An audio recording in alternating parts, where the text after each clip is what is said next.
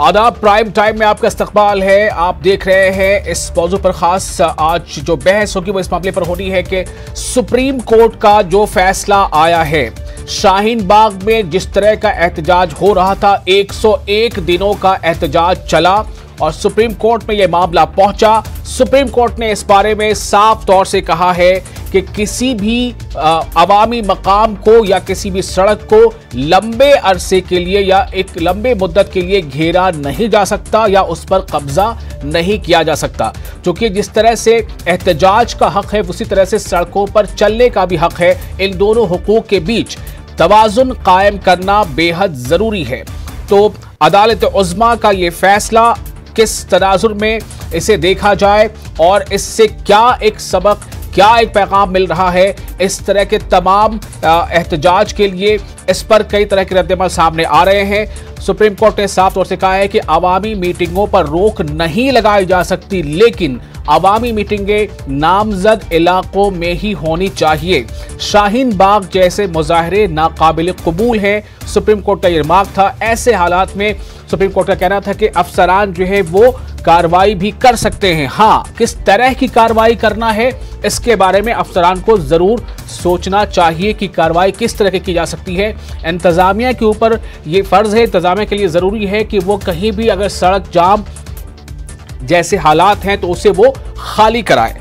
तो ये जो वन लाइनर है वो यही है कि एहतजाज का हक आईनी हक है, लेकिन किसी अवामी मकाम को या किसी सड़क को लंबे मुद्दत के लिए उस पर कब्जा नहीं किया जा सकता, उसे घेरा नहीं जा सकता।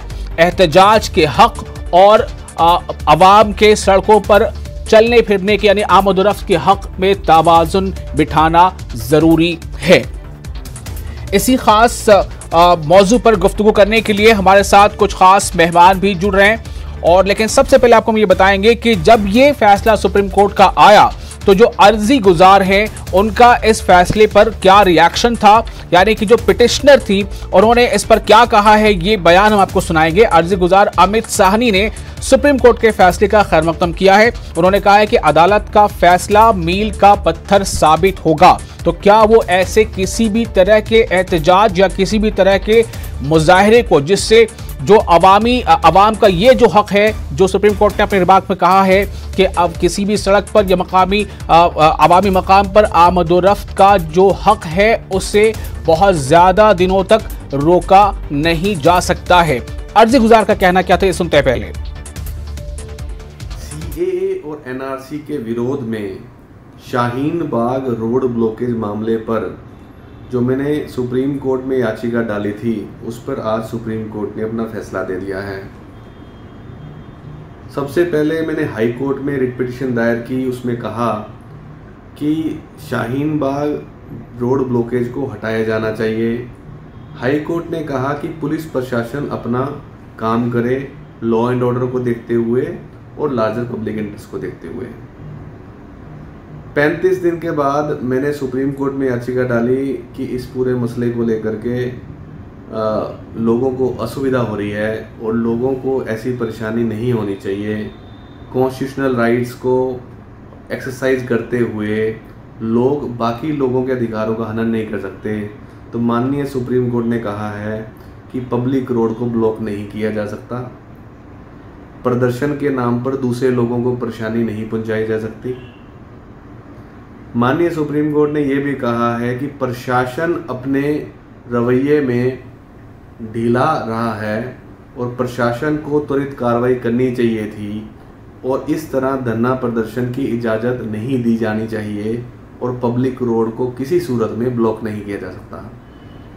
माननीय सुप्रीम कोर्ट ने यह भी कहा है कि हाई कोर्ट को भी इस पूरे मसले की मॉनिटरिंग करनी थी, बजाय इसके कि इस पूरे मसले पर याचिका का निपटारा करने की बजाय।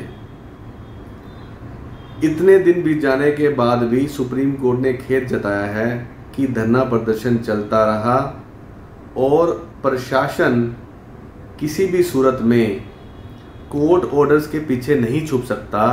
प्रशासन को क्या करना है, कैसे लॉ एंड ऑर्डर मेंटेन।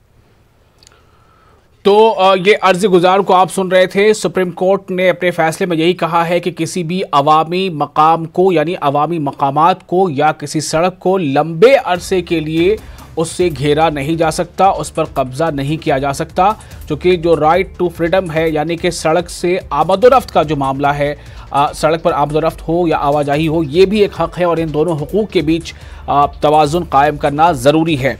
अब सवाल ये पैदा होता है कि क्या ये वाकई एक फ़ैसला जो एक ऐसा फ़ैसला है जो मुल्क में आए दिन किसी भी तरह के मामले के लिए एक नज़ीर है। हमारे साथ कुछ खास मेहमान हैं। शोएब जामई हमारे साथ हैं, प्रेसिडेंट इंडियन मुस्लिम फाउंडेशन, वो हमारे साथ ज्वाइन हो रहे हैं, और एहतशाम हाशमी हैं, सुप्रीम कोर्ट के लॉयर हैं। कुछ देर में हमारे साथ राजीव जेटली भी होंगे, बीजेपी के तर्जुमान, और अभिषेक दत्त भी हमारे साथ जुड़ेंगे, कांग्रेस के तर्जुमान। तो मैं सबसे पहले एहतशाम आपके पास में आके ये आप सबका इस्तकबाल है।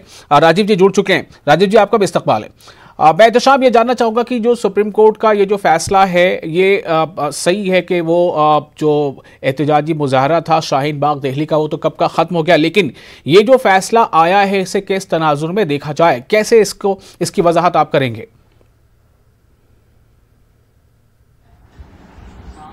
देखिए, as a Supreme Court lawyer and as an honest citizen of India, मैं इस फैसले का स्वागत करता हूं, क्योंकि इस फैसले की एक सबसे अहम बात जो आपको और हम सबको देखनी है कि सुप्रीम कोर्ट ने प्रोटेस्ट को अनकॉन्स्टिट्यूशनल नहीं कहा है। सुप्रीम कोर्ट ने ये कहा है कि पीसफुल प्रोटेस्ट करना आपका कॉन्स्टिट्यूशनल राइट है, जो कि आपको संविधान के आर्टिकल 19(1)(b) और 19(1)(a) के द्वारा हमारे संविधान ने हमको दिया है। सुप्रीम कोर्ट ने इसमें एक जो बात कही है वो ये कही है कि पीसफुल प्रोटेस्ट का मतलब ये नहीं है कि आप एक पब्लिक जो रोड है, जिस आने जाने का रास्ता है, उसको लंबे समय तक या इनडेफिनेट पीरियड तक ब्लॉक कर सकते हैं।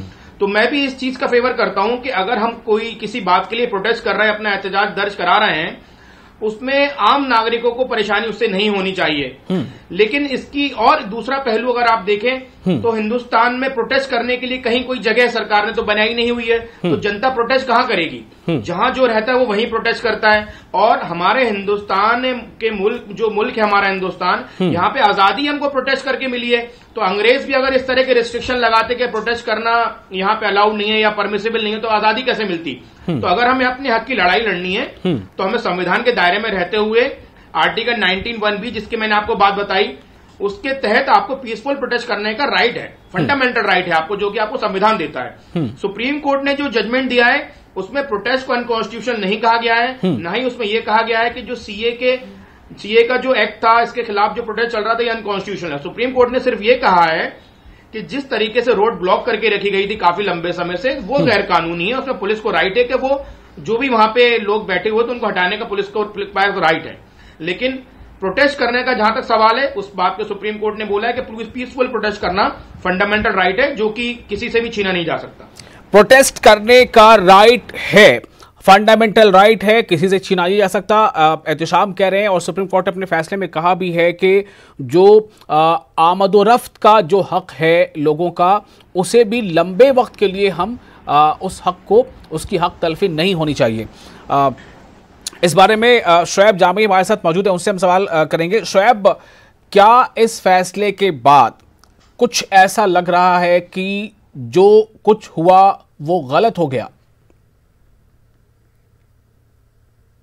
नहीं, और मुझे लगता है कि जब भी जनता गुस्से में होती है, जनता जब सरकार के खिलाफ कोई आवाज़ उठाती है, तो डेमोक्रेसी में आप देखें, अभी जब किसानों के खिलाफ कोई एक बिल सरकार लेकर आई है, तो किसान कुछ नहीं सोच रहे हैं कि रेलवे रोकने से, सड़क रोकने से क्या होगा, बल्कि रेलवे पटरियों पर जो है वो सो रहे हैं, वहाँ पे अपना घर बना दिया और पूरे जगह प्रदर्शन हो रहे हैं। ये डेमोक्रेसी में ये हमेशा से चलता आया। जेपी आंदोलन अगर वो इंदिरा गांधी से पूछ के करते तो क्या जेपी आंदोलन होता? क्या जेपी आंदोलन में अगर वो पूछ के करते कि हमको करना है या सुप्रीम कोर्ट कह रही है नहीं कह रही, तब वो आंदोलन का ये प्रारूप ही है, ये स्वभाव है कि जनता खुद ब खुद एकदम इंस्टेंटेनियस जो है वो कहीं ना कहीं जो है वो सरकार के विरुद्ध खड़ी हो जाती है और वैसी जगहों को रोकती है और वैसी जगहों को यहाँ से रोकती है जिससे सरकार पर असर पड़े। कोई चीज़ हम ऐसी करें नहीं जिससे सरकार पे दबाव ही ना पड़े, तो फिर फायदा क्या? जाहिर सी बात है कि मुख्य सड़क को इसलिए रोका गया, जो कि उत्तर प्रदेश, हरियाणा और दिल्ली को जोड़ता है ताकि सरकार पे मतलब दबाव बने। और हम ये नहीं चाह रहे थे कि 103 दिनों तक शाहीन बाग आंदोलन करे। कोई भी महिला अपने बच्चों को भी और सबका हस्बैंड को छोड़कर 3 दिनों तक ठंडी ठिठुरती हुई शाम में वहां गुजारना नहीं चाहते थे। लेकिन सरकार की गलती है इसमें। सरकार एक बार आकर के हमसे बातचीत कर लेती, सरकार आके पूछती कि क्या आपकी परेशानी है और क्या नहीं है, उसको लेकर मसलों पर बैठ के बातचीत होती, जिसके बारे में हम बार बार कह रहे थे, तो शायद ये नौबत ही नहीं होती। जाहिर सी बात है कि बाद में सरकार को ये पता चला और फिर उन्होंने एनपीआर पे 2010 का फॉर्मेट लेकर के आए और एनआरसी के बारे में कहा कि हम अभी नहीं ला रहे हैं पार्लियामेंट में, और जब लाएंगे तो सारे पार्टियों से कंसल्ट करके लाएंगे। ये काम पहले अगर हो जाता तो क्या 103 दिनों तक बैठने की जरूरत थी? और जो भी बात सुप्रीम कोर्ट कह रही है उसका हम स्वागत करते हैं। अगर उनको लगता है हम गलत है तो मुझे जेल भेज देना चाहिए, लेकिन मैं इतना जरूर कहना चाहूंगा कि supreme court is supreme but not infallible. ये बात यहां पर एक सामने आ रही है कि 101 दिनों तक अगर ये एहतजाज चला तो इसे ये समझा जा रहा है कि ये काफ़ी लंबे अरसे तक चला, ये धरना, ये एहतजाजी मुजाहरा।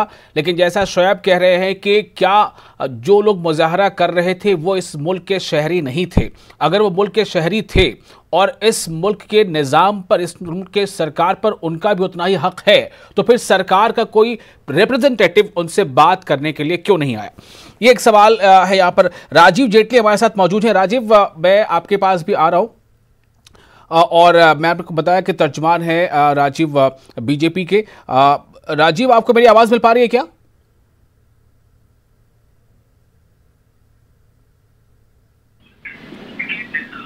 जी राजीव जेटली जी, मेरा सवाल आपसे ये है कि ये जो फैसला आया है और अभी वक्ती तौर पे भी हम जो देख रहे हैं, जो मौजूदा हालात हैं, जिस तरह से प्रोटेस्ट हो रहे हैं अलग अलग मांगों के साथ, अलग अलग कहीं किसानों का, कहीं स्टूडेंट्स का या कहीं खवातीन का, कैसे हम इस फैसले को मजीद और बेहतर समझें?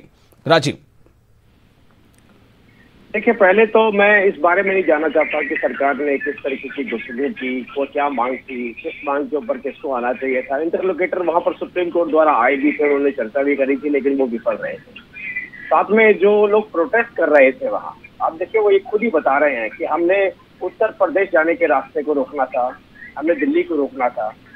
कोई भी व्यक्ति अगर जो लोग दिल्ली से अवगत हैं, कोई भी व्यक्ति अगर सरिता विहार में भी रहता हो या नोएडा में रहता हो और उसको इमरजेंसी आ जाए, तो उस इमरजेंसी कंडीशन में वो अस्पताल पहुंचने के लिए वो उपयुक्त मार्ग नहीं थे, उन्हें बड़ा लंबा घूम के आना पड़ता था।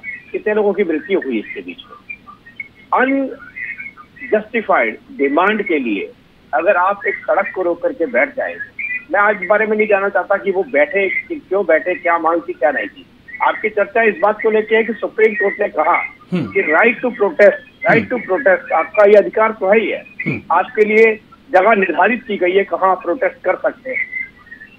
ये जो एजिटेशन था ये आपने पहले देखा, एक जगह से शुरू हुआ, दूसरी जगहों पर पहुंचा, वहां पर भी लोगों ने, कुछ चंद लोगों ने पहले सड़क जाम करने की कोशिश करी और उसके बाद में उसने क्या रूप लिया वो किसी से छुपा नहीं। तो ये प्रोटेस्ट नहीं था, ये एजिटेशन नहीं था, ये एक जिसे कहते हैं उग्र मॉब था। क्या चाहता था, क्या मंशा थी, ये तो मुझे नहीं पता। पीसफुल प्रोटेस्ट जरूर हुआ, शाहीन बाग में हुआ, लेकिन जब इसकी मैं राजीव जेटली जी, मैं यहाँ पर एक सवाल करना चाहूंगा। ये आपने मॉब और ये उग्रता आपने कहाँ महसूस की, बताइए जरा। देखिए, ईस्ट दिल्ली के अंदर शुरुआत जो दंगों की हुई, दिल्ली जलने की जो शुरुआत हुई, लगभग 56 लोगों की जान चली गई, वो कहाँ से शुरू हुआ?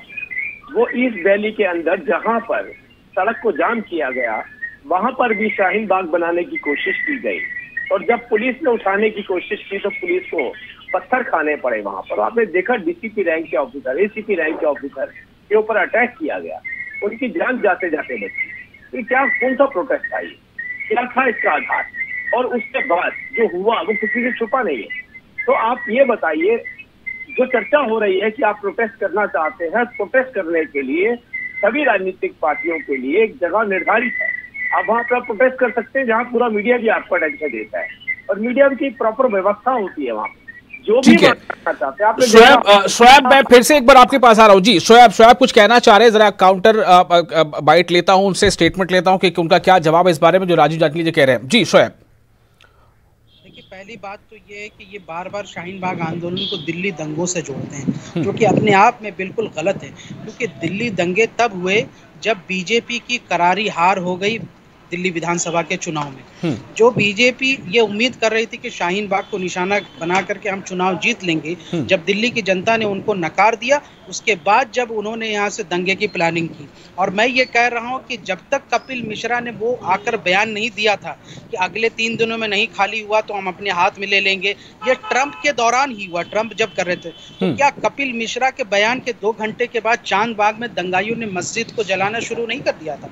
क्या उसके बाद जब दंगे हुए तो बागपत और लोनी से 3000 दंगाई नहीं आए थे घरों को जलाने के लिए? उसके बाद फिर आप देख लीजिए कि आरएसएस के कई सारे मेंबर पकड़े गए हैं, जो कट्टर ग्रुप उन्होंने बनाया था। ये दिल्ली पुलिस की चार्जशीट में 700 से ज्यादा लोग गिरफ्तार हैं दूसरे पक्ष के दंगा करने के लिए। तो सर, दंगों की अगर प्लानिंग नहीं थी तो इतना पेट्रोल कैसे लाए आप 435 घर जलाने? ठीक है, ये आपका जवाब भी हमने सुन लिया, लेकिन चूंकि आज मौजू थोड़ा हम उसको प्रोटेस्ट को लेकर कर रहे हैं कि प्रोटेस्ट पे इख्तियारात क्या है, और इन तमाम चीजों के बावजूद मैं सीधे अब रुख करता हूं अभिषेक दत्त का, जो कांग्रेस तर्जुमान है। अभिषेक, एक सवाल हमारा यहां पर यह है, सुप्रीम कोर्ट ने जो आज फैसला दिया है, चूंकि अर्जी गई तो फैसला उस पर आया, फैसला यही आया कि right to protest constitutional right है, यह आईनी हक है, लेकिन जो किसी सड़क या किसी पब्लिक प्लेस पे हम किसी लंबे अरसे तक के लिए उसे होल्ड नहीं कर सकते, उसे घेर नहीं सकते। ये भी जो है, इन दोनों में बैलेंस करना जरूरी होगा। क्या अभिषेक, आप इस बारे में देखेंगे कि अभी जो मौजूदा हालात हैं और जहां जहां भी प्रोटेस्ट हो रहे हैं, कहीं रेल रोको आंदोलन चल रहा है, कहीं कुछ और तहरीक चल रही है, क्या आपको लगता है कि इन तमाम तहरीकों पर, आंदोलनों पर भी इस फैसले का असर होगा या होना चाहिए? देखिए, सबसे पहले सुप्रीम कोर्ट के सारे फैसलों को हम वेलकम करते हैं, परंतु आज सवाल सबसे बड़ा ये है कि शाहीन बाग की अगर बात करें तो 103 दिन तक एक प्रोटेस्ट चला और केंद्र सरकार और आम आदमी पार्टी की सरकार ये दोनों शांत क्यों रहे? आज ये बहुत क्लियर है, जैसे मुझसे पहले प्रवक्ता ने बोला कि एक पॉलिटिकल इंटेंशन के साथ दिल्ली को कम्युनलाइज करने के लिए आपने एक प्रोटेस्ट को इनिशिएट करा, और बाद में शाहीन बाग के कुछ चुनिंदा लोगों को जो प्रोटेस्ट के पार्ट थे उनको आपने बीजेपी का पटका बना के बीजेपी में शामिल कर दिया। ये तो बात हुई आपकी शाहीन बाग की प्रोटेस्ट की। दूसरा, अगर लोकतंत्र के अंदर कोई भी व्यक्ति जो सरकार से परेशान है, भले वो किसी की सरकार हो, कांग्रेस की हो, भारतीय जनता पार्टी की हो, किसी और की हो, तो वो अपनी बात सरकार तक कैसे पहुंचाएगा? सरकार को यह प्रावधान करना पड़ेगा। अगर सुप्रीम कोर्ट की कमेटी भी जब शाहीन बाग गई, उन्होंने बड़ा स्पष्ट बोला कि एक साइड का ट्रैफिक खुला हुआ है, अगर आप चाहो तो उस रोड को आप यूज कर सकते हो, परंतु उसके बावजूद भी दिल्ली ट्रैफिक पुलिस ने उसको रोड को नहीं खोला। आज मैं पूछना चाहता हूं, एक साइड का ट्रैफिक खुला हुआ है, ये है बात यहां पर सामने आ रही है। अब यहां पर हम देख सकते हैं, मैं थोड़ा आपको रोकना चाहूंगा अभिषेक थोड़ी देर के लिए माजरत के साथ।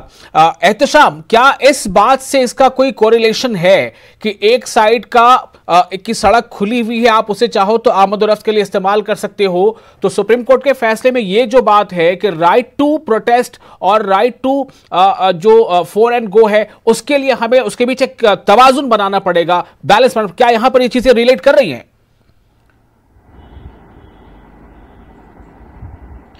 देखिए, एक बहुत इंपॉर्टेंट मैटर सुप्रीम कोर्ट ने डिसाइड किया था, उसका टाइटल था रामलीला मैदान incident versus home secretary government of India. उसमें साफ तौर पे सुप्रीम कोर्ट ने कहा था कि प्रोटेस्ट करना आपका फंडामेंटल राइट है और कोई भी आपको उस पर मना नहीं कर सकता, क्योंकि प्रोटेस्ट जो जनरली होते हैं वो सरकार की गलत नीतियों के खिलाफ होते हैं, और अगर सरकार की गलत नीतियों के खिलाफ आप बोल रहे हैं तो जाहिर सी बात है कि सरकार आपको सपोर्ट नहीं करेगी। यहां पे एक अहम मुद्दे की बात यह है कि शाहीन बाग का जो प्रोटेस्ट चल रहा था उसमें एक रास्ते में लोग बैठे हुए थे और एक रास्ता खुला हुआ था, तो रीजनेबलनेस अगर अप्लाई हम करते हैं यहां पे, तो राइट टू वे जो जाने आने का अधिकार था वो लोगों को मिल रहा था और प्रोटेस्ट दूसरे रास्ते पे हो रहा था। तो मुझे ये लगता है कि वहां पे पुलिस अगर चाहती है, एडमिनिस्ट्रेशन चाहती है, तो बीच का एक रास्ता निकाला जा सकता था, लेकिन जैसा कि आप जानते हैं कि सरकार का ये जो कानून आया था, ये काला कानून जिसके खिलाफ सुप्रीम कोर्ट में केस पेंडिंग है और सुप्रीम कोर्ट ने नोटिस इश्यू किया है, ये बहुत इंपॉर्टेंट बात है। सुप्रीम कोर्ट ने पिटीशन डिसमिस नहीं करी। जो सिटीजनशिप अमेंडमेंट एक्ट को चैलेंज करने की पिटीशन फाइल है वो आज भी सुप्रीम कोर्ट में पेंडिंग है और सरकार को अपना जवाब देना है। कुछ केसेस में जवाब दिया भी है। नोटिस होना एक बहुत बड़ी बात होती है सुप्रीम कोर्ट में। इसका एक रास्ता जो है दिल्ली पुलिस निकाल सकती थी कि जो साइड में एक रोड थी वहां से आने जाने का रास्ता शुरू हो सकता था, लेकिन दिल्ली पुलिस ने जानबूझकर ऐसा नहीं किया और जो भी प्रॉब्लम बाद में क्रिएट हुई उसका मुझे लगता है कि दिल्ली पुलिस उससे ज्यादा रिस्पॉन्सिबल है। ठीक है, मैं फिर से अभिषेक के पास जाऊंगा। अभिषेक जी कलीग जो यहाँ पे डिबेट में बैठे हैं, इन्होंने बोला कि डिबेट करने की एक जगह बता दी गई है। मुझे बताइए एक आध जगह छोड़ के दिल्ली में कहां पे ऐसी जगह है जहां पे प्रोटेस्ट करने के लिए आप बैठ सकते हैं या सरकार ने नोटिफाई किया कि प्रोटेस्ट आप यहां कर सकते हैं? राजीव जी, इसका जवाब देना चाहेंगे आप? देखिए, दिल्ली के अंदर प्रोटेस्ट करने के लिए मुझे लगता नहीं कोई भी इतना नासमझ हमारे पैनल पे बैठा है जिसे जगह ये नहीं पता कि कहाँ पर है। इतना बड़ा आंदोलन, अन्ना आंदोलन हुआ, क्या उस आंदोलन के अंदर दिल्ली के अंदर किसी को कोई भी सड़क जाम करने की परमिशन दी गई? क्या किसी भी व्यक्ति को तकलीफ उठानी पड़ी? क्या वो आंदोलन बड़ा आंदोलन नहीं था?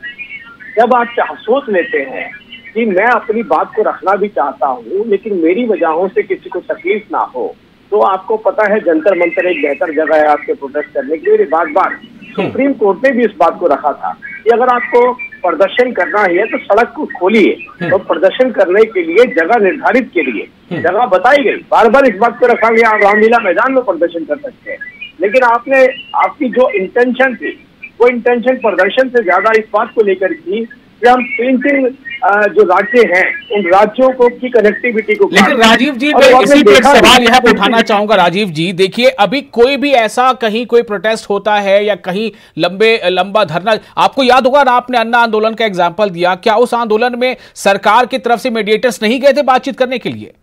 लेकिन यहां पर कोई सरकार का बंदा नहीं आया, अदालत के लोग जरूर आए, अदालत ने लोगों को भेजा रिप्रेजेंट करने के लिए कि आप उनसे मेडिएशन कीजिए कि कहां इसको हटाया जा सकता है या कहीं चेंज किया जा सकता है। सवाल जो शोएब उठा रहे हैं, शोएब आपका सवाल इस पर क्या है? 101 दिन चलने के पीछे की क्या वजह है? मैं एक बताता हूं, अगर सरकार की मंशा होती हमारे मसलों का हल करना तो वो 2 दिन के अंदर में किसी टीम को भेज करके दादी से और हमारे सारे लोगों से बातचीत करती थी।